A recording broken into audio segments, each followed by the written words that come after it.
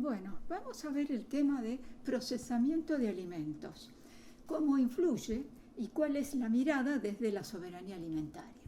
Vamos a definir el procesamiento de alimentos a todos los métodos y técnicas que se utilizan para transformar productos de la recolección de alimentos, de la agricultura o de la cría de animales, y que por lo tanto excluyen todos los métodos y técnicas utilizados en la agricultura y cría de animales, es decir, en el campo. Todo esto es en planta, una vez que llega el producto de alimenticio a la planta. Hay muchos métodos que ustedes ya conocen, desde los más simples como la salazón, el secado, que son utilizados con el fin de preservar alimentos, mejorar el sabor. Aquí vemos, por ejemplo, un jamón que tiene que ver con un proceso de salazón, también deshidratación, etcétera, etcétera, ¿no? Que permiten la conservación. También tenemos otros métodos que son los tratamientos térmicos, es decir, aplicar calor de alguna manera a los alimentos para así aumentar su conservación. Es así que tenemos, por ejemplo, el escaldado, que se utiliza para verduras, frutas, por ejemplo. Es sumergir en agua caliente un minuto o menos a las verduras y frutas y sacarlas rápidamente con el fin de inhibir enzimas que son las que van a producir el deterioro posterior. Es un tratamiento bastante superficial. Otro puede ser la cocción. Bueno, agregar calor, por supuesto. Cocinar, y de alguna manera lo hacemos nosotros culinariamente en nuestras casas, cocinando alimentos. La industria utiliza también otros métodos como la pasteurización, upertización, que tiene que ver, por ejemplo, para alimentos como la leche, helados que son pasteurizados, el método de ultra alta temperatura para la leche, por ejemplo, que es la leche larga vida, o la esterilización, que también es un método para eliminar microorganismos que son los encargados del deterioro microbiano, y esto se puede hacer en envases de vidrio, como ahí tenemos ejemplo, ahí tenemos serían unos ajíes envasados en vidrio o en lata, como sea, pero han sido sometidos a un proceso de esterilización comercial que es a 121 grados. Tenemos otros métodos que son también que esterilizan, que son no térmicos. Uno de ellos es quería comentarles, muy moderno, que es el de altas presiones, que utiliza presiones de 1000, 2000, 3000 atmósferas para la esterilización, en el cual depende del tipo de alimento que sea, va a afectar o no las propiedades organolépticas. Es como si hubiera 2 elefantes sobre 1 centímetro cuadrado. Esta sería esa relación de atmósferas. Así como tenemos altas temperaturas para poder conservar los alimentos, también hay bajas temperaturas. Es así que podemos refrigerar. La refrigeración es un proceso que hacemos en casa. Nosotros llevamos a la heladera y estamos refrigerando. Y se refiere a mantener alimentos entre 2 y 15 grados. La congelación ya indica un proceso de utilizar una menor temperatura, que es menos 30 grados. También podemos tener nosotros acceso en nuestro hogar a un freezer en el cual se congelan los alimentos. Y la ultracongelación, esto ya es de tipo industrial, es a menos 40 grados, que es la ultracongelación. Esto es industrial, decíamos, y rápidamente los alimentos llegan al congelado en forma mucho más rápida. Hay otros procesos también, que es, por ejemplo, ahumar, el humo, que sale de la madera, por ejemplo, que le da sabor, aroma a los alimentos. El proceso de ahumado también tiene capacidad de preservar a estos y extender su vida su vida útil. Otro proceso es la fermentación, todos conocemos la fermentación, por ejemplo, productos fermentados es el yogur, otros pueden ser las aceitunas, son productos fermentados, hay algunos embutidos que son productos fermentados, quesos, por ejemplo, el pan es un producto fermentado también. La salazón es otro proceso en el cual, esto es conocido desde antiguo, que agregando sal, el proceso es de la deshidratación. La sal capta agua y por eso inhibe el desarrollo microbiano y la consecuente deterioro por desarrollo microbiano. La deshidratación también es secar ya con algún horno, un secadero, para también sacar agua y evitar que desarrollen los microorganismos. Podemos hacer, por ejemplo, frutas deshidratadas, tenemos las ciruelas, las pasas de uvas, son todas frutas deshidratadas. Tenemos también tomates que pueden ser deshidratados, muchos son al sol, otros son en secaderos. Y también el agregado de agentes químicos, como por ejemplo plaguicidas, aditivos y el envase. Todo esto son herramientas que utiliza la tecnología de alimentos para conservarla, a los alimentos tener mayor vida útil. Bueno, acá hay un esquema de procesamiento tradicional, como es el enlatado, la fermentación, el congelado, secado al horno, la salazón. Los procesos más modernos que aparecieron más adelante del 1900, como la cocción por extrusión, el congelado, el enfriado, pasteurización, esterilización, uperización, que ya lo voy a comentar, es ultra alta temperatura. Y los más modernos, por congelación, puede ser por tratamiento infrarrojo, la irradiación de alimentos, campos magnéticos, microondas, le había hablado de las altas presiones, otros de tratamiento por microondas, etc. Nosotros podemos también clasificar a los alimentos dependiendo de su origen y su conservación. Y para ello se ha definido lo que se llaman las gamas de alimentos, porque se refieren a los diferentes tipos de tecnología que utiliza la industria alimentaria. Y así que tenemos la primera gama, hay 5 gamas, vamos a hablar de las 5. La primera son los alimentos frescos, que son alimentos que no han sufrido ningún tipo de procesamiento industrial, salvo limpieza, clasificación o algún envasado. Son alimentos muy evaluados por el consumidor, son alimentos frescos y naturales, frutas, verduras, carnes. También algún tipo de conservado por métodos tradicionales como la salazón, el secado y la fermentación. Esta es la primera gama. Pero sin embargo algunos problemas pueden presentarse, ¿no? Puede haber algún problema en esto debido a la presencia de pesticidas que pueden presentar. Después voy a hablar de pesticidas. También puede haber metales pesados que también pueden causar enfermedades, se llaman enfermedades transmitidas por alimentos. Dentro de los metales, los de mayor interés son el cobre, el zinc, cadmio y plomo.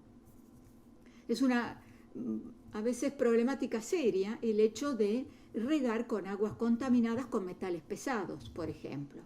O también tener la presencia de mercurio, por ejemplo, en algunos pescados. Esto es un metal que se biomagnifica a lo largo de la cadena trófica. Entonces el pescado es muy común que pueda llegar a tener mercurio.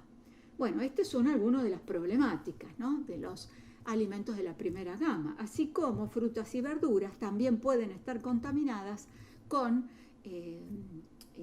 microorganismos, como por ejemplo Salmonella, Escherichia coli, la O157H7, que es la causante de la uremia hemolítica, ¿no? También que provienen, por ejemplo, de regar con estiércol, que puede entonces contaminar frutas y verduras. Los de la segunda gama ya corresponde a alimentos enlatados. Aparece el enlatado a partir del año 1810 con entonces, apertización sería el proceso. Estos que son en el envase ya sea de vidrio o de lata. Allí frutas, verduras, pescados, pero este ya es un proceso de esterilización. Se basa entonces en aplicar un tratamiento térmico en autoclave. El alimento previamente ha sido envasado y cerrado herméticamente. Acá tenemos conservas, semiconservas y que normalmente no requieren refrigeración posterior. Acá, bueno, también podemos hablar del pescado, ¿no? Del pescado y el mercurio en este caso. Y otro problema que podemos tener es la presencia de un compuesto que se llama bisfenol, BPA. El bisfenol aparece debido a que se utiliza en los revestimientos de algunas latas y tapas de botellas de frascos, que lo pueden liberar y pasarlo al alimento y a la bebida. Entonces las personas lo pueden consumir porque pasó al alimento. Bueno, entonces es importante validar la calidad de los alimentos en base a esta concentración de bisfenol, que no debe superar los 0,3-0,6 miligramos por kilogramo, y que puede estar importante en envases enlatados como de tomate, pasta de tomate, también atunes, que pueden llevar a tener concentraciones altas. El bisfenol puede dañar el sistema reproductor, fundamentalmente el femenino, incluyendo efectos sobre ovarios y los óvulos. Siguiendo entonces con los de la tercera gama, tenemos los productos congelados. Estos son los que conocemos, están en todos los supermercados, ¿no? Estos es un proceso de congelación rápida que favorece la mejor calidad y conservación de nutrientes en el alimento. Llevan algunas operaciones previas, que por ejemplo, cortado, limpieza, cortado, ¿no? Y aplicar frío y envasado, ¿no? Produce una conservación bastante buena de los alimentos debido a que se minimiza el deterioro, ya sea bacteriano que puedan tener los alimentos o el deterioro propio de los productos vegetales o frutas, porque la congelación retarda los procesos enzimáticos de deterioro. Los de la cuarta gama son más preelaborados, son alimentos que se envasan en general al vacío o con atmósferas modificadas. Una atmósfera modificada permite entonces extender la vida útil del alimento. También impide el desarrollo microbiano porque saca el oxígeno e incorpora otros gases. Por ejemplo, el envase al vacío.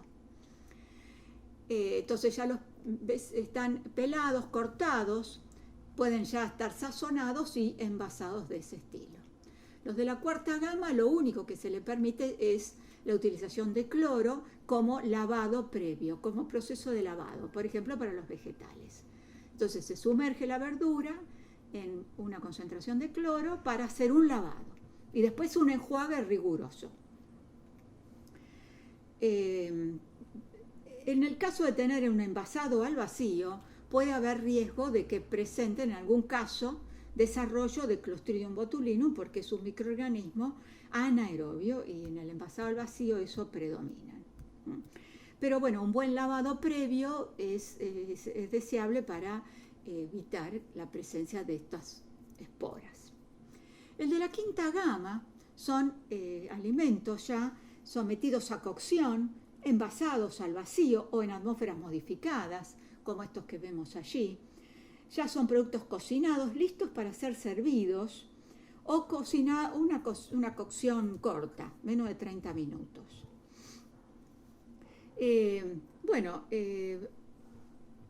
Son platos preparados, decíamos, por ejemplo, pizzas, lasañas, ¿no? Sistemas estos, hay poca regulación en esto, no se basan en alimentos, sino en productos listos para consumir. Estos ya han tenido una penetración en el mercado bastante importante, ya dado por las empresas transnacionales de fabricantes de productos alimenticios industrializados. Y hay otros de la sexta gama que todavía estos no están bien clasificados como tal, están en amplia discusión porque no tienen mucha aceptación, que son los alimentos irradiados. Ese es el símbolo de irradiación que está allí, y hay algunos alimentos que se irradian, por ejemplo, las papas, cebollas, batatas, para eliminar chinches, ¿no? Para evitar brotación, por ejemplo, y por supuesto extender su vida útil. Deben tener en el envase el símbolo que ha sido irradiado. Debe tener el etiquetado de alguna manera clave. Otros alimentos que se irradian son las especies. El orégano, pimentón, pimienta, muchas veces son irradiados. Pero, bueno, son de discusión, porque muchas personas pueden pensar que quedan productos de radiólisis, lo cual no es así. Sí pueden generar productos de rancidez en algunos alimentos. Por ejemplo, algunas semillas con alto contenido de aceite pueden generar sabores rancios que incluso son tóxicos. Bueno, hay otra clasificación de alimentos. Alimentos ya con implicancias en la salud. Sería otro tipo de clasificación. Podemos hablar de alimentos naturales que se pueden, o mínimamente procesados, vamos a hablar, ¿no? Vamos a hablar del grupo 1 de alimentos, pero esto tiene que ver con la vertiginosa auge de la tecnología de los alimentos. Le está dando otra mirada a esto. Los alimentos están en un sistema alimentario globalizado y muy poco regulado, por lo cual, vamos a prestar particular atención a ello. Vamos a hablar de alimentos versus de productos listos para el consumo, y toda esta penetración, como decíamos, de los sistemas agroalimentarios. Esta es una segunda clasificación. Según ello, tenemos el grupo 1, alimentos no procesados o mínimamente procesados. Bueno, acá tenemos ejemplos con las fotos: carnes, leche, huevos, cereales, semillas, ¿no? Que normalmente, si no están procesados o mínimamente procesados, por ejemplo, puede ser un yogur mínimamente procesado, con ese proceso de fermentación, no va a alterar las propiedades nutricionales del alimento original. Se van a hacer previamente una remoción de la parte no comestible mediante limpieza, cortado, etc. También este tipo de procesamiento extiende la vida útil y reduce el tiempo de preparación culinaria.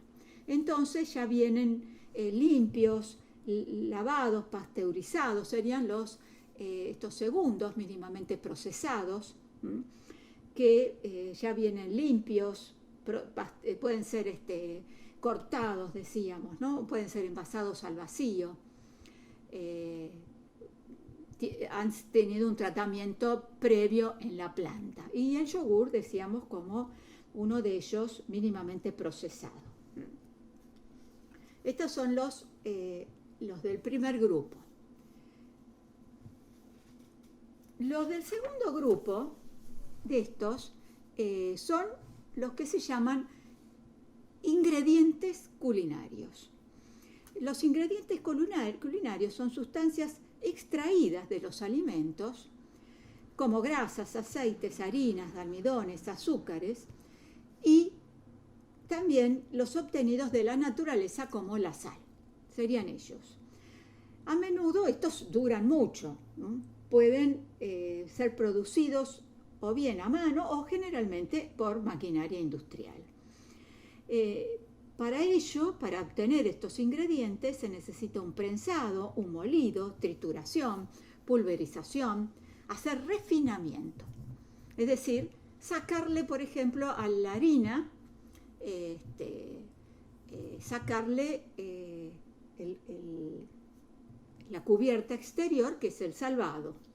Ahí hay un proceso en la molienda. La importancia nutricional de estos ingredientes no se evalúa en forma aislada, sino que se evalúa en su combinación. Acá tenemos otros ingredientes culinarios, como los jarabes de maíz de alta fructosa, la lactosa, proteínas de la leche, de la soja. Acá tenemos algunas fotos, ¿no? Todos estos son ingredientes. Gomas se utilizan para dar textura a alimentos. Carboximetilcelulosa, por ejemplo, tenemos allí, que se utiliza como ingredientes para formar luego otros alimentos. Otro grupo es el grupo 3, son los productos comestibles listos para el consumo, que son procesados y altamente procesados. Vamos a hablar primero de los procesados y después de los ultraprocesados. Los procesados se refieren a aquellos que, ya los comentamos en parte cuando nombrábamos en las gamas, la introducción de sal, aceite, como azúcar, que sirven como conservantes, o también aditivos, que es un mundo en sí mismo. Agregar aditivos. Aditivos se agregan muchísimos a todos los productos procesados, ya sea para extender su vida útil, como conservante, para eliminar su rancidez, que serían los antioxidantes, que se utilizan mucho en los productos, como por ejemplo en los aceites, mantecas. Estoy hablando de aditivos, para hacerlos más duraderos, más apetecibles, más coloridos. Entonces se le agrega también otros aditivos, como por ejemplo saborizantes, que hay muchísimos saborizantes, colorantes para hacerlos más vistosos, apetitosos. Bueno, todos ellos son productos procesados que vienen de la mano del agregado de estos conservantes o aditivos alimentarios. Estos productos resultantes son reconocidos como versiones de los alimentos originales.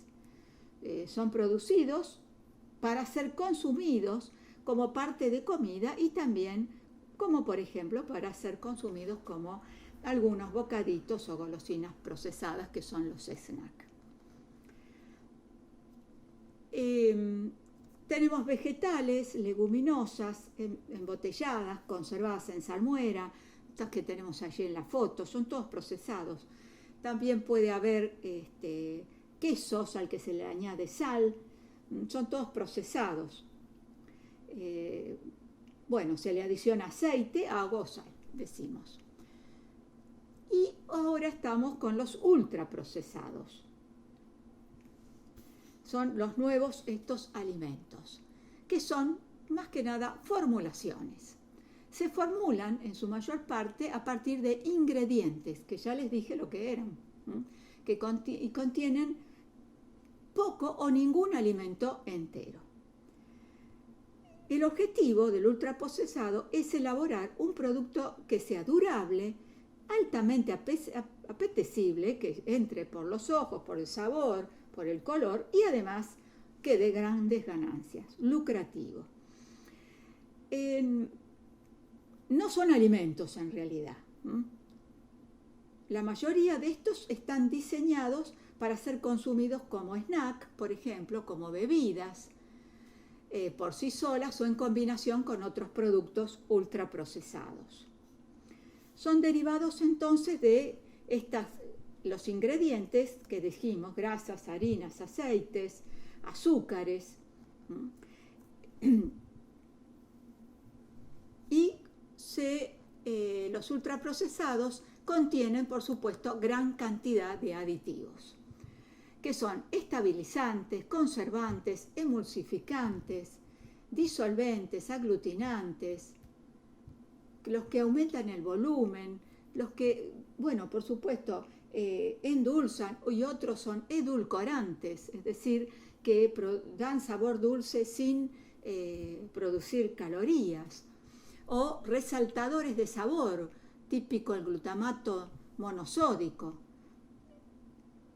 que es un resaltador de sabor, que exaltan los sabores y exaltan también otros que tenemos colores debido al agregado de colorantes. Fíjense cómo es, muchas veces se arman estos, se formulan, ya sea comestibles o bebidas. Se le agregan muchas veces micronutrientes para fortificarlos. ¿Por qué? Porque se les sacó los nutrientes previamente para hacerlos más puros, digamos. El azúcar se le saca todos sus constituyentes. Entonces el azúcar es blanca. No es el azúcar mascabo, que es el azúcar con sus otros constituyentes. Les dije que al trigo se le saca el salvado. Entonces, esos elementos que se les ha retirado, luego se les debe fortificar y agregar para formar estos ultraprocesados. Tenemos las tecnologías, utilizan tecnologías para hacerlo. No es cuestión de mezclar solamente.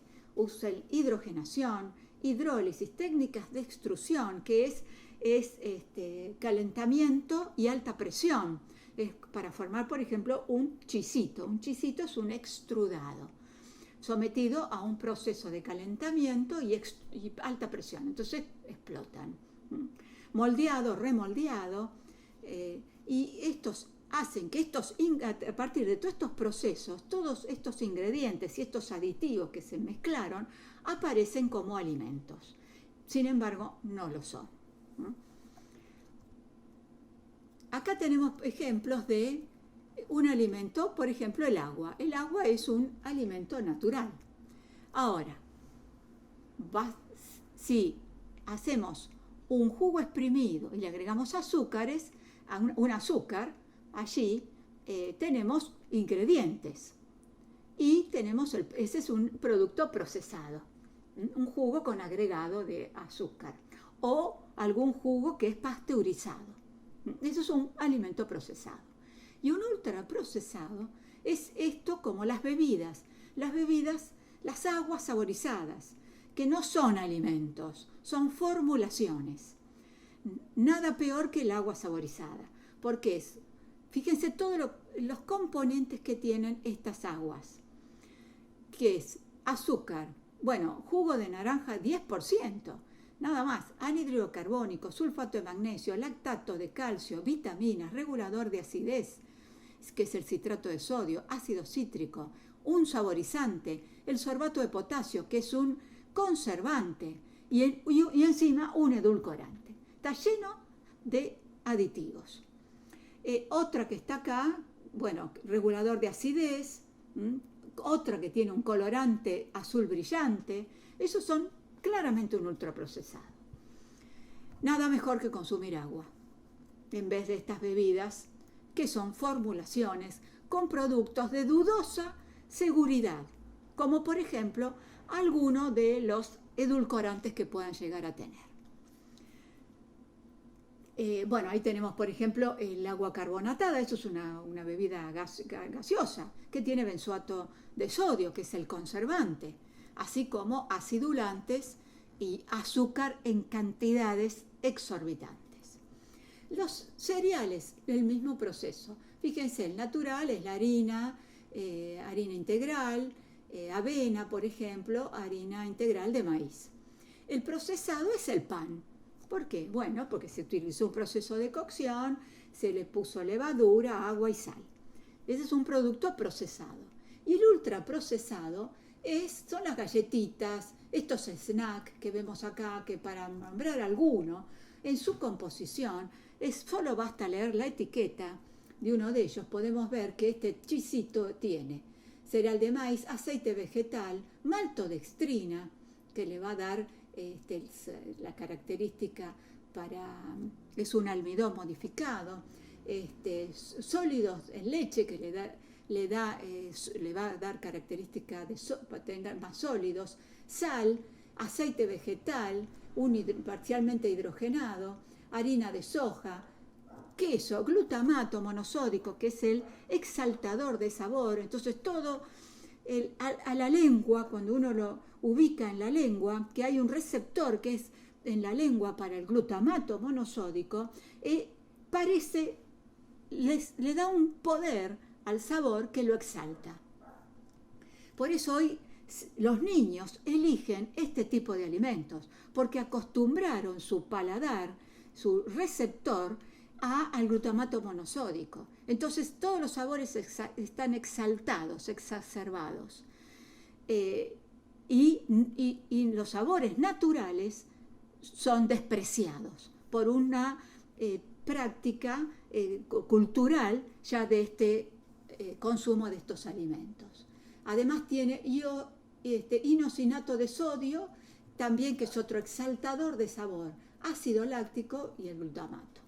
Por ejemplo, para nombrar. Lo mismo la carne. Los productos cárnicos naturales es, un bife, puede ser un pescado, puede ser de carnes blancas. Ya el procesado es cuando se le agrega sal, azúcar y tenemos, por ejemplo, un producto así como jamón.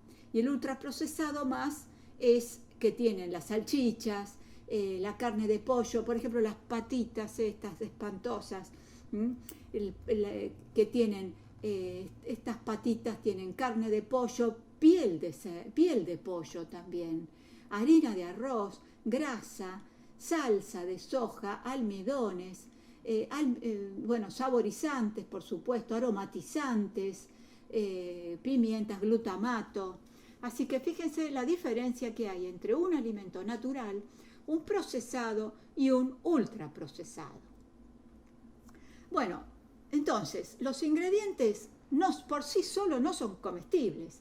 Ustedes jamás comerían los ingredientes que acabo de nombrar. Sí los consumen en estas mezclas como las galletas, mermeladas, salsas, helados, enlatados, deshidratados, fórmulas infantiles, ¿no? Leche para niños, productos para bebé. Ya viene desde niño todo esto. Tienen ciertas características, son nutricionalmente desequilibrados. Es decir, tienen alto contenido de grasas saturadas y o trans. Tienen sal, azúcar, escasa fibra dietaria y otros compuestos bioactivos. Además, yo dudaría mucho de la seguridad de los aditivos utilizados en la formulación. También tienen una densidad energética muy alta, debido a las características calóricas de sus ingredientes principales y a la falta de fibra y agua en su composición. Fíjense, el pan tiene energía elevada, podemos decir, porque por 100 gramos de pan tenemos entre 200 y 275 kilocalorías. Las barras de energía, estas barritas, por 100 gramos de barritas, nos proporcionan entre 350 a 400 kilocalorías. Mientras que estos que están ahí, ¿no? Las papitas, los bizcochos, todos estos snacks, son de muy alta densidad energética. Por 100 gramos de productos que consumamos nos proporcionan hasta 500 kilocalorías. Además, crean hábitos de consumo y adicción. ¿No? Fíjense esta propaganda, ¿no? Que todo el año estés de vacaciones, disfruta con tus amigos. Es el imperio de los ultraprocesados. ¿No? Hábitos de consumo, entonces, sus ingredientes y su formulación son susceptibles de transformar todos los procesos endógenos del sistema digestivo y del cerebro para controlar la saciedad y el apetito. Eso quiere decir que seguimos comiendo, comiendo y comiendo. Generan adicción. Son fáciles de consumir, desplazan a las comidas y a los platos preparados. Acá tenemos que va dirigido muchas veces a la población infantil. En este caso, fíjense que un estudio piloto reveló que el 98% de los alimentos y bebidas que se publicitaban para la franja infantil en los 2 canales de televisión, ¿no?, más importantes, tenían agregado de azúcares 98% y alto contenido de sal. Fíjense eso, dirigido a población infantil. Además, tenemos otros que ofrecen mecanismos engañosos, ¿no? Pretendiendo imitar alimentos naturales o platos tradicionales. Y además, muchos de ellos, dan la impresión de ser falsamente saludables debido a la adición de vitaminas sintéticas y otros compuestos como alegaciones falsas a la salud.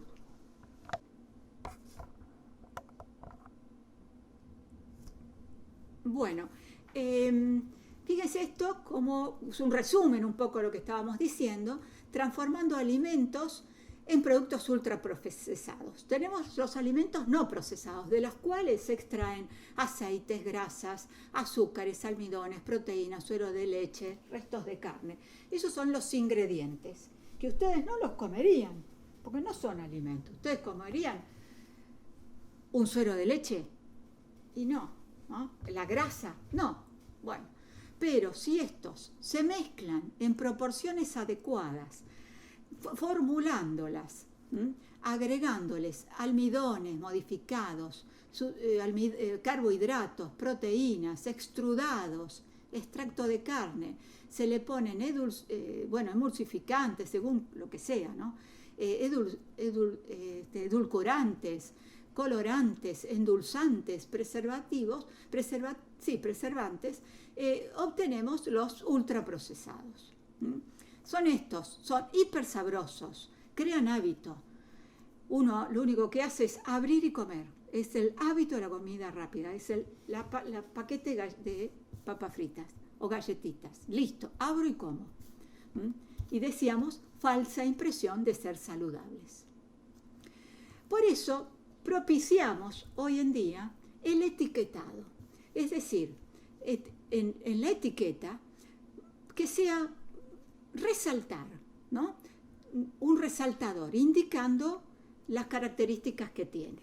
Es decir, facultar a las personas a adoptar decisiones informadas sobre los productos alimenticios mediante la mejora de la información y la educación en salud alimentaria y nutrición. Fíjense, ahí tenemos esos rápidos rotulados frontales. Y en negro, por ejemplo, Chile ya lo ha dado. Tiene estos rotulados: exceso de azúcares, dice en el etiquetado, exceso de calorías, exceso de grasas, exceso de sodio. Etiquetado frontal, después de la reforma, por ejemplo, en Chile, aparece el envasado, aporta tantas calorías y cuidado con la diabetes, ¿no? Esto es una alerta. Y esto, para comentarles, es el mapa según los restaurantes de comida chatarra. En realidad, los McDonald's. Esto es un mapa que lo hace esta organización WorldMap.org. Es la distribución de los puntos de venta de las principales marcas de comidas rápidas. En el 2004 hubo 30.496 puntos de venta de comida rápida en todo el mundo. El 45% estaba en Estados Unidos. Por eso aparece en esta forma gorda, ¿no?, en el mapa. Le siguen Japón, Canadá, Alemania. El número promedio mundial de estos puntos de venta de por sí sola era 5 por cada millón de personas. En Estados Unidos había 47 por cada millón de personas. En Argentina y Chile era la 10ª parte de la tasa de América, entonces era mucho más baja.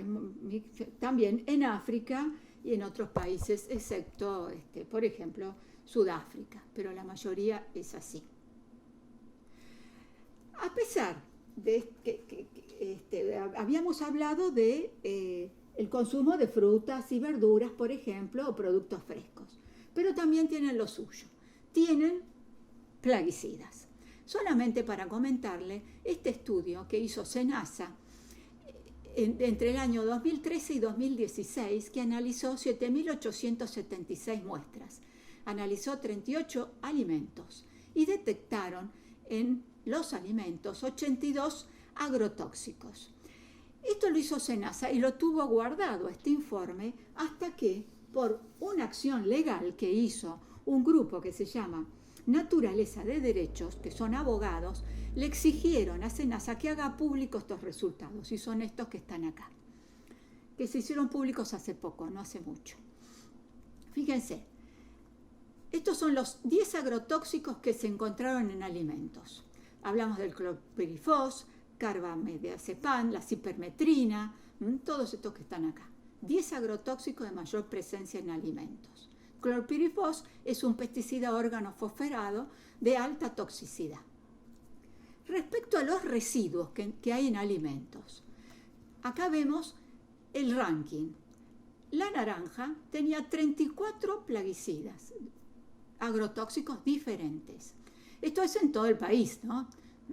No es que todos venían en la misma naranja, sino de todas las naranjas analizadas había 34. De las cuales, lo peor de los casos, es que el 30% no estaba autorizado y 62% de ellos son carcinogénicos. La frutilla, otra fruta que se las trae, tenía 30 agrotóxicos detectados, de los cuales 47 no eran autorizados, estaban prohibidos, y de estos 43 carcinogénicos. Y así sucesivamente. No todo viene en las frutas, porque el apio, la selga, la lechuga también lo tienen. Tenían 28 agrotóxicos y, por ejemplo, el apio, 82 no eran autorizados y 43 carcinogénicos. Y así podemos seguir mirando este ranking. De los 10 alimentos con mayor contenido de agrotóxicos carcinogénicos, la naranja se lleva casi todos los puntos. Le sigue la mandarina, el limón, la manzana, el pomelo, etcétera, etcétera. Bueno, y este trabajo que hizo Naturaleza de Derechos, que está acá marcado, habló de una ensalada, él llamó el plato fumigado, y en una ensalada 15 agrotóxicos, por ejemplo, podemos tener en la lechuga. Fíjense, el endosulfán, que está prohibido, por supuesto, la cebolla, el tomate, zanahoria, de los cuales 64 son disruptores endocrinos, que ya va a hablar una compañera, que es Fabiana, sobre los disruptores endocrinos. 43 eran carcinogénicos y otros 3% eran neurotóxicos. Esto es en lo que comemos. Entonces, ¿qué propuestas hacemos? Bueno, por supuesto, políticas públicas que fijen el rol prevalente del Estado como regulador de este modelo productivo. Políticas agrícolas, fiscales y de abastecimiento. También leyes que prohíban el uso de agrotóxicos, acaparamiento de tierras, estímulo a producción de agricultores, familiares y poblaciones originarias y campesinos. También estrategias de comunicación que prioricen mensaje a la salud, pautas a la alimentación saludable y regulación de la publicidad, precisamente para poner freno a este terrorífico avance de los ultraprocesados y el uso de los plaguicidas en nuestros alimentos. Bueno, proteger a la población de los ultraprocesados, promover compras gubernamentales de la agricultura familiar, promoviendo, por supuesto, la agroecología, mejorar la oferta de acceso a alimentos a toda la población y, bueno, el método para el control a largo plazo para reducir el efecto de la exposición a agrotóxicos y abandonar esta agricultura industrial por la agroecología. Esa es nuestra propuesta en este sentido.